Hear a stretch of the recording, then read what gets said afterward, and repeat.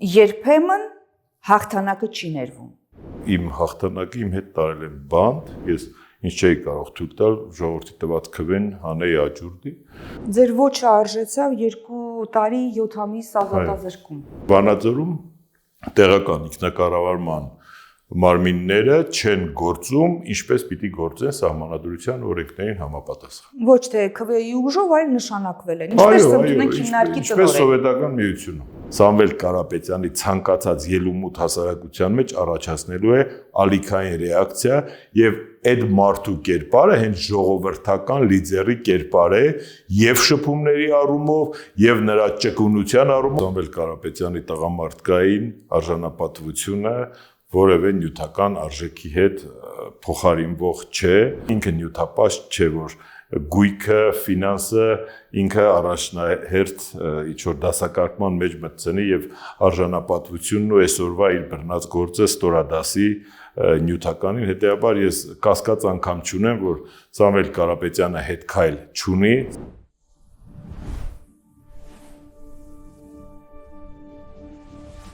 Ողջույն, երբեմն հաղթանակը չի ներվում։ Պարտվել նույնպես պետք է կարողանալ։ Այն մարդը, ով չի հանձնվում, նույնիսկ ակնհայտ պարտության պարագայում, իհարկե թույլիկ է։ Այսօր տաղավարում իմ զրուցակիցն է Վանաձորի նախկին քաղաքապետ Մամիկոն Ասլանյանը, մարդ, ով հաղթեց եւ ում իր հաղթանակը չներվեց։ Բարև ձեզ։ Բարև ձեզ։ Շնորհակալություն հրավիրելու համար։ Վերջից սկսեմ, անկեղծ ասած, այդ ձեր ասած մարդը կամ մարդկանց խումբը երբեք իմ կողմից ինչ որ հայցումներում չեմ էլ հայցել, որ իրենք կամ ներեն կամ չէ, հետեւաբար իմ հաղթանակը իմ հետ տարել եմ բանտ, չեմ թողել, որպեսզի Վանաձորցու տված քվեն ինչ որ մեկը օգտագործի, լավ եմ արել, թե վատ եմ արել, ժամանակը ցույց կտա, ամեն դեպքում ես իրենցից որևէ կարգի ներողամտություն չեմ էլ հայցել։ Սկսենք պատմությունը համեմատաբար սկզբից մեր հետևորդներին ցույց տալու համար, բացատրելու համար իրավիճակը, թե ինչի մասին ենք մենք խոսում։ 21 թվականից դուք հետապնդվում եք, որովհետև Վանաձորում ընտրություններում հաղթեցիք, չլինելով քաղաքացիական պայմանագրի կուսակցության անդամ։ Ինչպես սա տեղի ունեցավ, ակնհայտ սա քաղաքական հետապնդում էր, որովհետև հոդվածը, որում ձեզ մեղադրում էին, բացարձակապես այլ էր։ Տեսեք, այդ հետապնդումները քողարկված սկսվել էին մի քիչ ավելի շուտ, մոտավորապես ամառվանից, 21 թվականի, բայց այդ ժամանակ այդքան կոշտ երանգավորում չկար, ընդամենը բավարարվեցին ինձ սպառնալիքներ հնչեցնելով իմ նկատմամբ, որ եթե դու առաջադրվես եւ այլ չպիտի առաջադրվես, բնականաբար ես տենց հեշտ ինչ որ ոչ հանձնվողներից եմ, ոչ էլ ես իրավունքը ունեմ նման կերպ վարվելու, քանի որ ես ժողովրդի կողմից նաև որոշակի չէ, ոչ միայն ընտրվել էի 16 թվին, այլ նաև որոշակի հանգամանքներ կար ժողովրդի կողմից հստակ հրահանգ եւ նաև պահանջ կար, որպեսզի ես էլի առաջադրվեմ, որովհետեւ կարծում եմ Վանաձորում մեր աշխատանքը մեր բնակչության հետ ու քաղաքի տնտեսության կազմակերպման հետ հաջողել էր եւ ես չէի կարող Վանաձորցուն թողնել եւ անունը դնել, որ քանի որ ինձ սպառնացել են, մի պատրվակ մտածեի ու գնայի, ասենք, իրենցից մի ինչ որ պաշտոն վերցնեի կամ ինչ որ, չգիտեմ, արտոնություններ ստանայի ու այդպես խափեի ժողովրդին գնայի ու դրանից հետո երբ որ իրենք հասկացան, որ անիմաստ է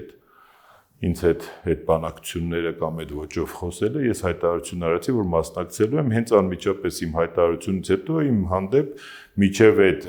եկող գնացած ոստիկանական տարբեր խմբերի ստուգայցերից հետո հարուցվեց քրեական գործ, որի մասին ես չեմ էլ իմացել, որ սեպտեմբեր ամսին քրեական գործ է հարուցվել, որովհետև նյութերի նախապատրաստման ընթացքում մենք գնացել ենք նյութերին,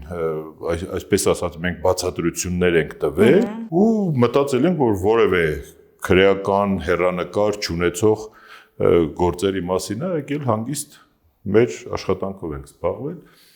ու որից հետո արդեն իրենք բազմաթիվ խախտումներ արեցին նաև միջև վարչապետի մակարդակ, որպեսզի իմ լիազորությունները վաղագետ դադարեցնեն հոկտեմբերին, ընտրությունները ապօրինաբար տեղափոխեցին հոկտեմբերից դեկտեմբեր, այդ ընթացքում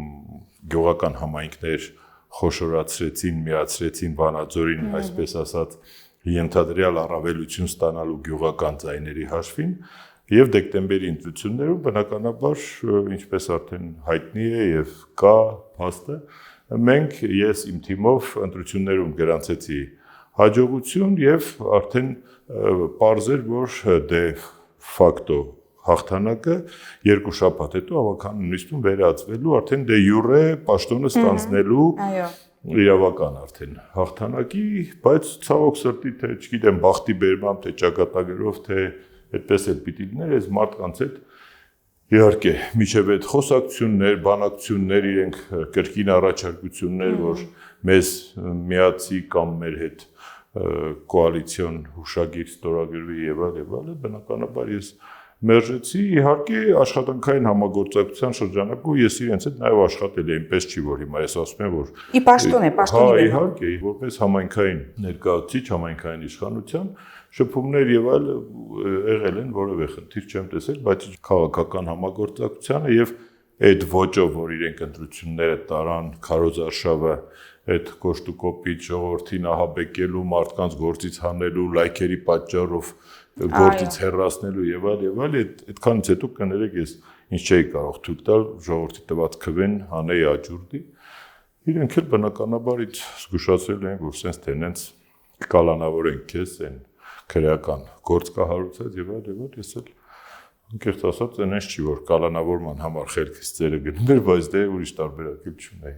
Ձեր ոչը արժեցավ 2 տարի 7 ամիս ազատազրկում։ Այո։ Այս ընթացքում նաև ազատազրկման ընթացքում առաջարկություններ համագործակցելու, ձևաչափը համագործակցման փոխելու ունեցել եք, թե ոչ արդեն անազատության մեջ եք։ Բնականաբար տարբեր մեսիջներ ստացել եմ տարբեր պահանջ պայմաններով ու նաև չեմ ընդունել ու ի պատիվ նաև իմ թիմակիցների իրենք էլ չեն կոտրվել, մնացել են անսասան եւ տենց իրանք մի տարուկես մոտարապես անիմաստ փորձեր կատարելուց հետո ճնշումներ գործադրելուց հետո իրենք վերցրեցին կրկին օրենքների մեջ ինչ որ խառը փոփոխություններ արեցին եւ նշանակեցին կամայական սկզբունքներով նշանակեցին ժամանակավոր պաշտոնակատար համայնքի ղեկավարի, որով արդեն մոտ 4 տարի կառավարում են 3.5-4 տարի։ Բայց փաստացի որպես պաշտոնը ստանձնած անձնավորություն առ այսօր Վանաձորը քաղաքապետ չէ, ընտրված համայնքի ղեկավար, որպես տեղական ինքնակառավարման սահմանադրական օրենքով համայնքի ղեկավար, Վանաձորը համայնքի ղեկավար չունի, ընտրության արդյունքները Նիկոլ Փաշինյանի իշխանության կողմից ոչ թե հեն բուն տեխնիկական մասով, այլ ընտրության գաղափարը կեղծվել, գողացվել է, քվեն, եւ այդ քվեն կամայական սկզբունքով ինքը հանել է, չգիտեմ, բաժանել, նվեր է տվել եւ այլ, ու նշանակել է ժամանակավոր պաշտոնակատար, այսինքն Վանաձորում տեղական ինքնակառավարման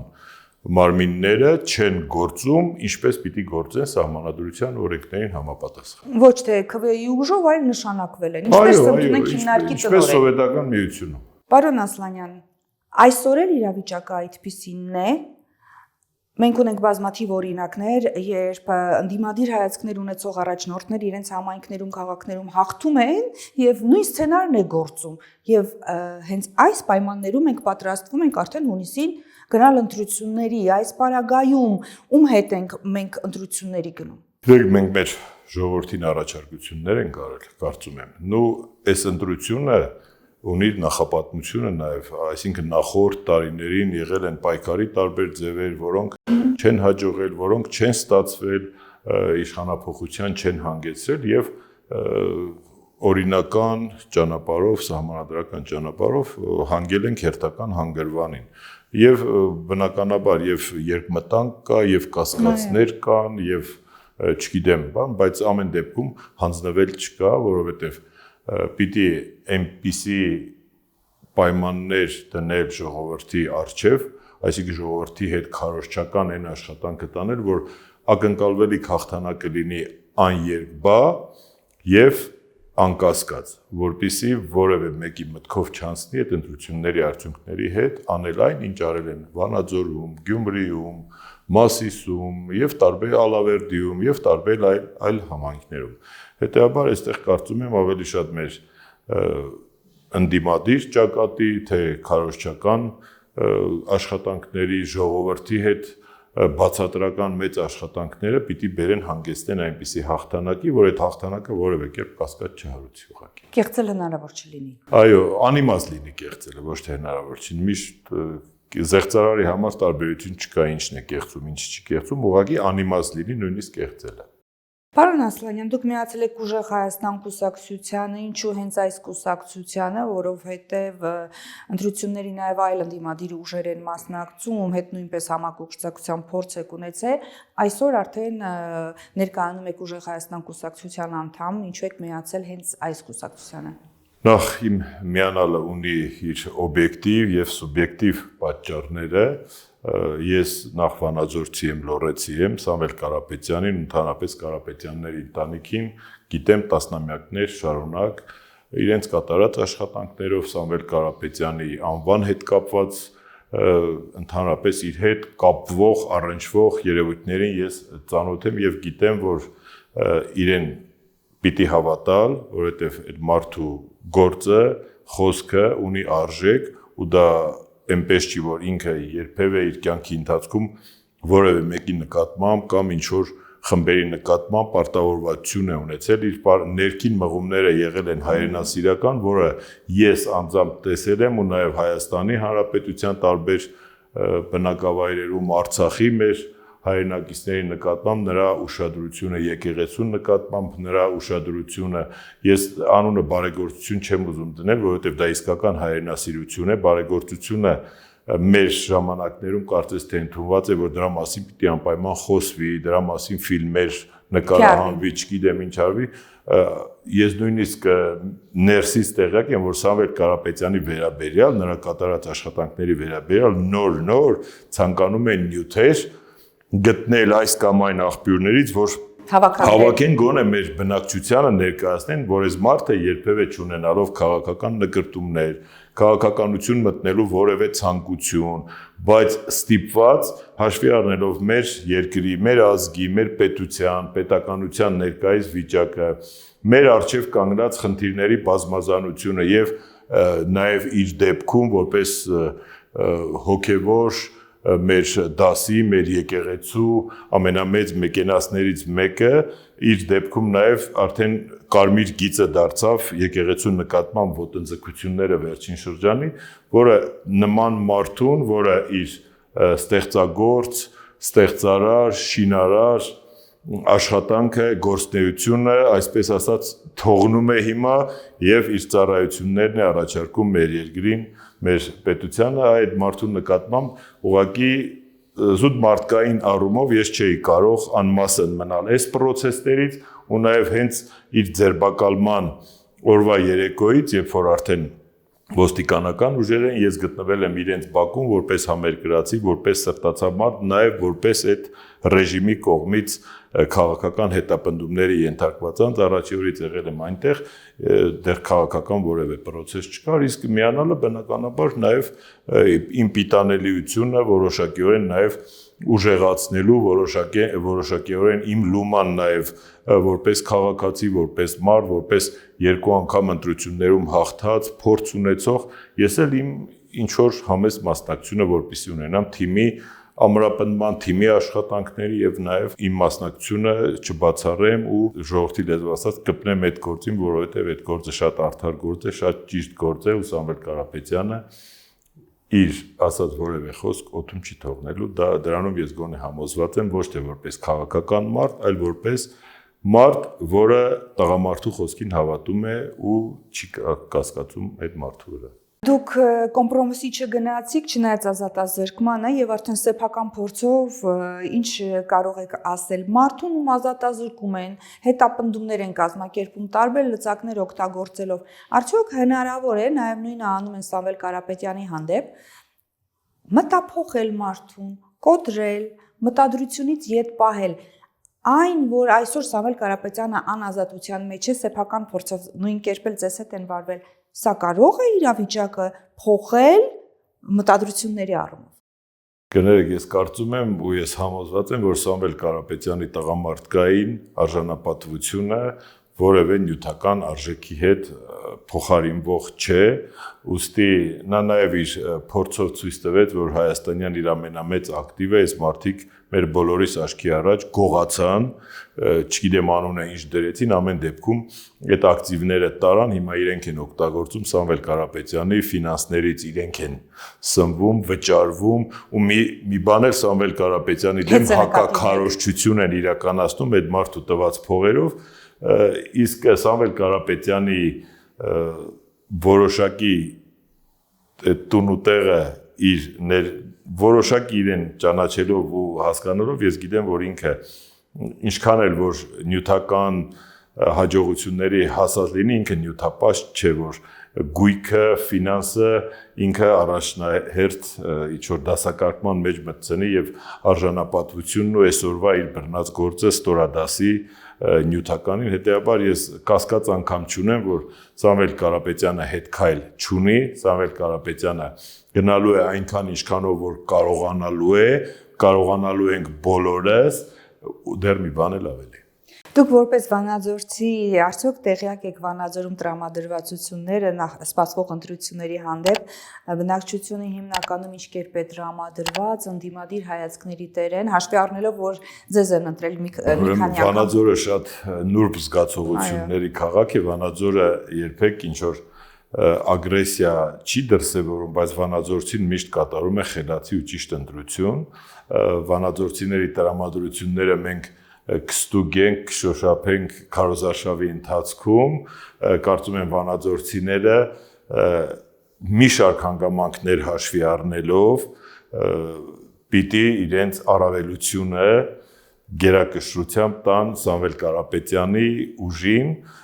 այդ թվում նաև ինձ, որովհետև ես վանաձորցու քվեն քոռուպուտ չեմ արել եւ այդ վանաձորցի քվեով կներեք ես 2 տարի բարձից տակ որպես ինձ հենարան պահել եմ վանաձորցու տված, քանի որ միշտ մտածել եմ, որ իմ յուրաքանչյուր քաղաքացու են նշումը իմ նկատմամբ ունեցած դրական վերաբերմունքը ես իրավունք չունեմ աճուրդի հանեմ, իրավունք չունեմ սակարկման հանեմ, թեկուզ ինձ համար անձնական հարմարավետություն ստեղծելու գնով։ Իմ անձնական անհարմարավետությունը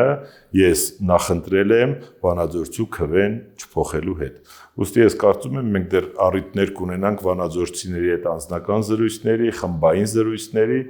ու մեկս մյուսից կհասկանանք ու կկատարենք մեր ճիշտ ընտրությունը։ Պարոն Ասլանյան, արդեն ընտրությունների հաջորդ օրը ինչպիսին եք պատկերացնում ձեր գործունեությունը, Ուժեղ Հայաստան կուսակցության գործունեությունը, առաջնային կետերը, որոնք անգաժեշտ են փոխում։ Տեսեք, բացի այն ինչը որ դուք շեշտում եք որպես կառավարություն, որպես իշխանություն, ես դրան մի փոքր այսքան ինձ համար ամենակարևորը ես ինքս միշտ սուր անկյունները հարթող մարդ եմ։ Ես հաշտության, համագործակցության, համերաշխության, միաբանության կողմնակից եմ ու նաև իմ աշխատանքի process-ում քաղաքապետ աշխատած ու նաև իմ նախորդ աշխատանքային գործունեության ժամանակ ես երբևէ չեմ ստեղծել սուր կողմեր, ուստի ես կուզենայի, որ մեր հասարակության տարբեր խմբերի ու խավերի միջև այս լարվածությունը թուլանա, որովհետև մենք իրավունք չունենք մեր, չգիտեմ, հին գենետիկ ազգ լինելով մենք այսօր իրար նկատմամբ այս մաղձը, չգիտեմ, այս հայհոյանքները, ատելությունը, որը որ սերմանվել է վերջի 7-8 տարիների ընթացքում, կարծում եմ ուղղակի դրա ուղղությամբ ամենամեծ աշխատանքը պիտի կատարվի, պիտի գնանք ազգային համաձայնության, ազգային համերաշխության, ամենակարևորը դա որ լինի, կներեք, մենք տեսել ենք ապրիլյան պատերազմ, մենք տեսել ենք արցախյան պատերազմ, երբ որ ոչ կուսակցականությունն էր որոշիչ, թե ով գնա կռվի, ով չգիտեմ ինչ անի, ով կներեք սնունդ հավաքի պատերազմի համար, ով գնա խրամատ փորի։ Ինքնակազմակերպման բեի։ Այո, ուզում եմ ասեմ, առաջին հերթին մեր փոքր ազգին պակասում է այդ մեծ համերաշխությունը, ինչը նաև մեր այսօրվա ղեկավար Սամվել Կարապետյանը իր հիմնական մեսիջներից մեկն է հասարակությանն ուղղված միասնության եւ միասնաբար փոփոխություններ բերելու։ Իսկ այդ փոփոխությունները այլևս անկասելի են, որովհետեւ այսօրվա պայմաններում առաջվա օրենքները, առաջվա մոտեցումները չեն աշխատում, այսօր ալիքներ են պետք, փոփոխության, դրական փոփոխության ալիքներ, բնականաբար առանց հասարակության մեջ մեծ ցնցումներ առաջացնելու, որովհետև այնպիսի կերպար, որ այսօր իր ուսերի վրա է վերցրել այդ առաջնորդելու ուժը, Սամվել Կարապետյանը ինք իր էությամբ հանգիստ, հանդարտ, զուսպ, հավասարակշռված, բայց նաև վճռական գործողությունների, որոշումների մարդ է եւ ինքը իր անձով, իր օրինակով կկարողանա հասարակությանը բերել մի ընդհանուր հայտարարի, որպեսզի այդ հասարակության տարբեր խմբերի մանր-մունր այս թշնաման քարտելիությունը գոնե վերանա, մնացածը կարծում եմ կներեք մոտարապես մի երկրի չափ բյուջե տնօրինած աշխարհի 3-4 տարբեր երկրներում հաջողակ գործարարությամբ զբաղված մարդը կարծում եմ իր երկրից, իր ազգից, իր հայրենիքից հաստատ գլուխ կհանի։ Իդեպ խոսեցիք բյուջեից, արդյոք մարդու ֆինանսապես կայացած լինելը առավելություն է երկրի ղեկավար ընտրվելու համար։ Մի շարք երկրներում եվրոպական մարդու բանկային քարտի որոշակի թվի բացակայությունը արգելում է նրան նույնիսկ տեխնացության վերցնելը, ընտրություններին մասնակցությունը կասեցվում է։ Ինչ եք դուք կարծում Հայաստանի պարագայում, որը ոչ հարուստ փոքրիկ երկիր է, պետք է այդպիսի ֆիլտր դնի, որ մարդիկ, ովքեր չունեն որոշակի ֆինանսական ապահովվածություն, չընտրվեն երկրի ղեկավար, երկրի բարքերը իրենց անձնական բարօրությանը ապահովելու համար ծառայեցնեն։ Ես ամենևին հակված չեմ այդպիսի սելեկտիվ վերաբերմունքներին, ամեն դեպքում մենք այն հասարակությունն ենք, որ մարդկանց ու պատմության ընթացքում մենք հարստությամբ ու աղքատությամբ չենք գնահատել մարդկանց, մեր բազմաթիվ հայ մեծեր աղքատության մեջ էլ գնացել են, հավերժացել են, հետեւաբար մարդու համար կարծում եմ նյութականը կարևոր չէ, իսկ այդ ձեր ասած ֆիլտրները դրվելու հիմնական լեյտմոտիվը կամ պատճառը նրանում է, որ եթե մարդը, ասենք թե որոշակի տարիք, ասենք 40, 45, 50 տարեկանում կներեք ինքը 0 է, ու դա նաև արտացոլված է իր աշխատանքային կենսագրությունում, իր ֆինանսական փաստաթղթերում, հետեւաբար այդ մարդը բարիք ստեղծող, ինչ որ պիտանելիության որևէ ինչ որ սեգմենտում գտնվող չէ, հետեւաբար ավելի շատ դրա վերաբերյալ է այդ խոսույթը տարածված, քան թե հենց կոնկրետ ֆինանսական որոշակի բարիերներ հաղթահարելու, ուստի ես կարծում եմ, որ իհարկե կարևոր է նյութական ապահովվածությունը կոնկրետ այս դեպքում, որովհետև այս մարդը կներեք այս աշխարհում ինչ որ կա, ինքը ուզեցել է տեսնի, դա հաստատ տեսել է, ինչ որ եթե ինքը ցանկացել է ինչ որ բան զգալ, վայելել, տեսնել, չգիտեմ, ինքը արդեն դա ունեցել է դրա տարբերակները եւ արդեն գտնվում է հասունության այն տարիքում, որ իր համար կներեք նոր հորիզոններ ֆինանսական բացելու, ինքը իր բիզնեսն էլ այսօր ինքը բանտային պայմաններում գտնվելով մոտ 1 միլիարդ իր բիզնեսը աճել է, բիզնեսի էկվիվալենտը գումարային եւ պատահական մարդիկ չեն Forbes-ի ցուցակում համաշխարհային հայտնում, ուստի իր համար կարծում եմ իր հայրենիքի նկատմամբ դրական գործ անելը, նախորդ մեր 30-35 տարիների սխալները ուղղելը եւ պատմությանը գեղեցիկ, ուժեղ փոփոխություններով, դրական փոփոխություններով հայրենիք փոխանցելն էր հիմնական առաքելությունը, քան թե ինչ որ դրա մեջ այլ բաղադրիչ դնելը։ Օրեր առաջ Սամվել Կարապետյանի կալանքը եւս 3 ամսով երկար աձգվեց, ինչը ենթադրում է, որ ընտրությունների օրը նույնպես նա կլինի տնային կալանքի պայմաններում։ Արդյոք սա խոչընդոտ է եւ որակապես կարող է ազդել քաղաքացիների ընտրության վրա։ Հիմա ես ձեզ մի փոքրիկ ինչ որ շեղում անեմ այդ ուղղությամբ։ Իհարկե չգիտեմ ճիշտ եմ անում, որ անում եմ, բայց ամեն դեպքում ես ին վրա այդ պատասխանատվությունը վերցնում եմ։ Մենք օրերս տեսակ համացանցում մենք հանդիպել ենք Սամվել Կարապետյանին, բնականաբար ես Սամվել Կարապետյանին առաջին անգամ չէի տեսնում եւ նրա գործունեությանն եմ հետեւել եւ նրա բիզնես ֆորումների հարցազրույցներին, խոսքերին եւ մեր խորամանկ իշխանությունների բանեցրած հնարքներին, որ Սամվել Կարապետյանին ներկայացնում էին, թե ինքը անգերագետ է, խոսել չգիտի, եթե թողնենք եւ այլը, իրենք ուղղակի այնքան բարձր կարգի ստախոսներ են, որ փայլուն իմանալով, որ Սամվել Կարապետյանի հայտնվելը ժողովրդի մեջ առաջացնելու է մեծ ֆուրոր, մեծ ալիք, ինչ առաջացրել է մեր այն թիմակիցների մոտ, որոնք առաջին անգամն էին տեսնում Սամվել Կարապետյանին ու կենթանի շփում ունենում նրա հետ։ Ես բնականաբար գիտեի, ինչ տպավորություններով են ընդունելությունից հետ գնալու եւ ինչ էներգիա է տարբեր ուղղություններով գնալու հետեւաբար այդ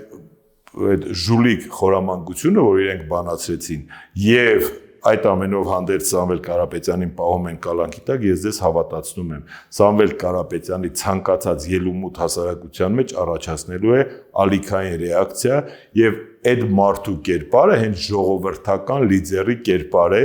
եւ շփումների առումով եւ նրա ճկունության առումով, այստեղ կներեք բարբառը, ակցենտը, ոսկեղենիկ հայերենը հաճախ մենք տեսել ենք այդ Չերիկ խոսացող, ճարտար եւ անբովանդակ մարդկանց, իսկ այս մարդու կներեք 30 տարվա պատմությունը խոսում է նրա ստրատեգ լինելու մասին։ Ու իր բոլոր մտքերը, իր բոլոր գաղափարները ինքը այն կարգի կարող է հասցնել հասարակությանն ու ժողովրդին, որ միայն անձնական շփումները նրա համար կբերեն անվերապահ հաղթանակ։ Միևնույն ժամանակ հենց այս հնարավորությունից նա զրկված է եւ զրկված է լինելու ընդհանուր միջև ընտրությունների օրը, ինչ կերպ սա կարող է անդրադառնալ եւ արդյոք իր ասելիքները փոխանցելու նույն էներգիայով, էներգետիկայով հնարավորություններ։ Մենք բոլոր միջոցները թույլատրելի օգտագործելու ենք, որպեսզի Սամվել Կարապետյանի կողմից հնչեցվող միտք, շփման ինչ տարբերակ, որ այսօր թույլատրելի է, որպեսզի նա օգտվի եւ ինտերակտիվ մասնակցություն ունենա քարոզարշավի ցանկացած օրվան ցանկացած փուլում, որովհետեւ նրա ներկայությունը որոշիչ է լինելու նույնիսկ կալանքի տակ ինքը տանելու է այդ հաղթանակը։ Որտեղից է այս վստահությունը հաղթանակի, արդյոք թիմում այս վստահությունը Ես անկեղծ ասած ինչ չեմ կեղծում, ոչ թե թիմի անդամ եմ, դրա համար եմ ասում, ես ուղղակի այդ տիպի մարդկանց լիդերական որակները ես զգալով եմ դա ասում, որ իր ցանկացած մուտք հասարակության մեջ ունենալու է դրական փոփոխություն ու ունենալու է հաղթական ալիք։ Պարոն Ասլանյան, որպես մարդ, ով նաև ընտրություններում փորձ ունի, ընտրվելու փորձ ունի, ինչ խորհուրդ կտաք մեր քաղաքացիներին, ինչը պիտի լինի նրանց համար կողմնորոշիչ ճիշտ ընտրություն կատարելու համար։ Ես որպես Հայաստանի Հանրապետությունում 2 անգամ ընտրություններում հաղթած մարդ, ես ասում եմ, Սամվել Կարապետյանը այս երկրի համար բերելու է մեծ փոփոխություններ, դրական փոփոխություններ ու երկրում այդ փոփոխությունները չեն առաջացնելու ցնցումներ։ Սամվել Կարապետյանի անձը, նրա ընդհանրապես ֆենոմենը Հայաստանի Հանրապետության համար դրական տեղաշարժի, դրական կետից սկսելու հիմք է հանդիսանալու։ Սամվել Կարապետյանը կարողանալու է իր թիմով, իր ղեկավարած դաշինքով ու ուժով Հայաստանին բերել փոփոխություններ, իսկ այդ փոփոխությունների ալիքը անկասելի է, ուղղակի մեր համակարգացիներին, համերկրացիներին կուզեի չտրվեն հմեկի ռոպագանդային, չտրվեն սուտ ու կեղծիքի այն ֆեյքերի, այն տեղատարափին, որ այսօր տիրում է հասարակության մեջ, թող խոսեն իրենց հարևանների հետ, ովքեր բարեկամների հետ, ովքեր մի քիչ ավելի մեդիա գրագիտություն ունեն, ովքեր ավելի տեղյակ են, թող հասկանան, մտնեն, խորանան իրերի մեջ, իրերի դրության մեջ, նոր կատարեն իրենց ընտրությունը, իսկ այդ ընտրությունը բերելու է մեծ փոփոխությունների մեր երկրում։ Շնորհակալություն զրույցի համար։ Խնդրեմ։ Իսկ ես պարզապես իմ հետևորդներին եւս մեկ անգամ հիշեցնեմ, սիմ է այն ինֆորմացիան, թե քրախցիկում դուք վերահսկելի եք, անկախ նրանից, ով ձեզ ինչ է խնդրել, ում հետ ինչ պայմանավորվածություն եք ձեռք բերել, այնտեղ միայն դուք եք ու ձեր խիղճը, տվեք ձեր ձայնը այն ուժին, ում հետ կապում եք Հայաստանի ազնիվ ու առաջ գնացող խաղաղ Հայաստանը, սուտ է, որևէ խցիկ չի հսկում այն հատվածը, որտեղ դուք բառացիորեն կատարում եք ընտրությունը։ Հանդիպելու ենք նորից, առայժմ։